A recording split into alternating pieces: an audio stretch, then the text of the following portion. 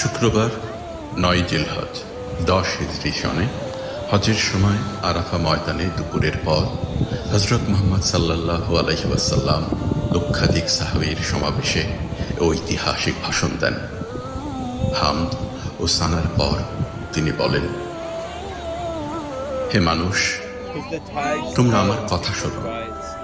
এরপর এই স্থানে তোমাদের সাথে আর একত্রিত হতে পারবো কিনা জানি না।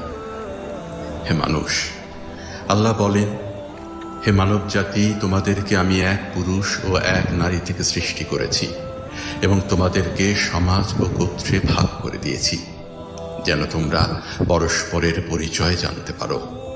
অতএব শুনে রাখো, মানুষে মানুষে কোনো ভেদাভেদ নেই। আরবের ওপর কোনো অনারবের অথবা অনারবের ওপর কোনো আরবের শ্রেষ্ঠত্ব নেই। তেমনি